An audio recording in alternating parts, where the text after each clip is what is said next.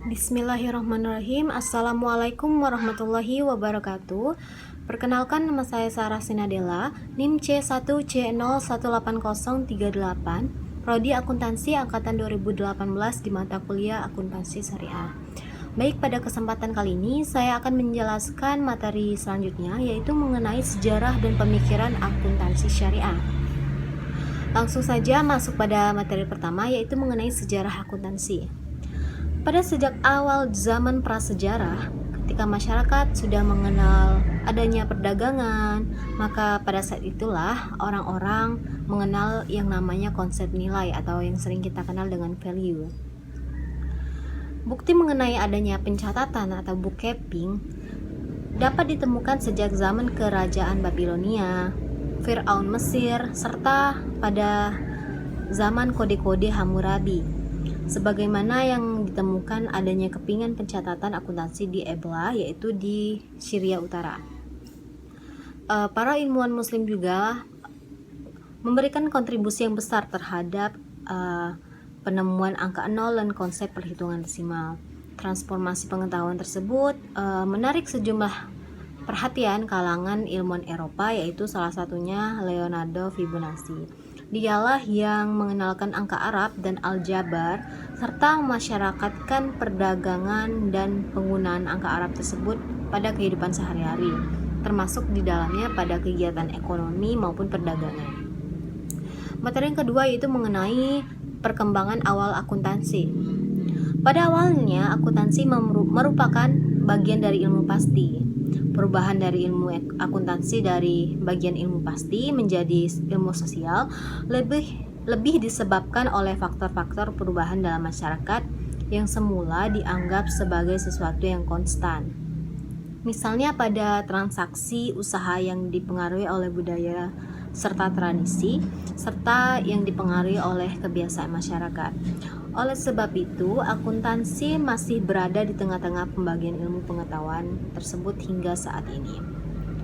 Islam juga memandang akuntansi tidak hanya sekedar sebagai ilmu yang bebas nilai untuk melakukan pencatatan atau pelaporan saja, tetapi juga sebagai alat untuk menjalankan nilai-nilai Islam atau nilai-nilai sesuai dengan ketentuan syariah. Sedangkan perkembangan akuntansi sendiri dimulai sejak dua zaman, yaitu pertama sejak zaman awal perkembangan Islam dan zaman 4 khalifah pada pemerintahan Abu Bakar radhiyallahu anhu. Selanjutnya materi yang akan saya sampaikan yaitu mengenai prosedur dan istilah yang digunakan dalam akuntansi syariah.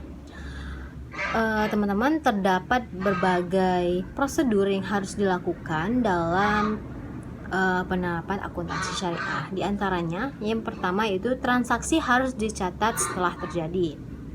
Yang kedua, transaksi haruslah dikelompokkan berdasarkan jenisnya. Yang ketiga, penerimaan akan dicatat di sisi sebelah kanan dan pengeluaran juga akan dicatat di sisi sebelah kiri. Yang keempat, pembayaran harus dicatat dan diberikan penjelasan yang memadai di sisi kiri halaman. Jadi terdapat penjelasan yang harus dicantumkan pada sisi halaman kiri. Selanjutnya yaitu pencatatan transaksi harus dilakukan dan dijelaskan secara hati-hati. Dalam konsep akuntansi syariah sendiri, pencatatan transaksi haruslah dibarengi dengan keterangan yang hati-hati. Selanjutnya, tidak memberikan jarak penulisan di sisi sebelah kiri dan harus diberi garis penutup. Itu digunakan untuk membedakan transaksi yang terjadi. Selanjutnya, koreksi atau transaksi yang telah dicatat tidak boleh dengan cara menghapus. Jadi, jika ada kesalahan, kita tidak boleh menghapusnya, cukup dicoret saja. Selanjutnya, jika akun telah ditutup, maka akan diberi tanda. Itu akan memudahkan kita sebagai seorang akuntan dalam mengoreksi transaksi yang terjadi. Selanjutnya, seluruh transaksi yang dicatat di buku jurnal akan dipindahkan ke buku khusus.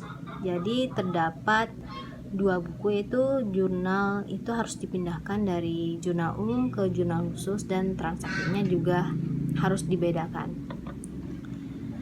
Itu tadi mengenai prosedur dan istilah yang digunakan dalam akuntansi. Jadi terdapat beberapa prosedur yang harus kita penuhi ketika kita akan melakukan pencatatan dan menerapkan akuntansi syariah dalam pencatatan tersebut. Baik teman-teman, itu saja penjelasan dari saya mengenai sejarah dan pemikiran akuntansi syariah. Semoga apa yang saya sampaikan dapat bermanfaat bagi kita semua. Terima kasih atas perhatiannya. Saya akhiri, wabillahi taufiq wal hidayah. Wassalamualaikum warahmatullahi wabarakatuh.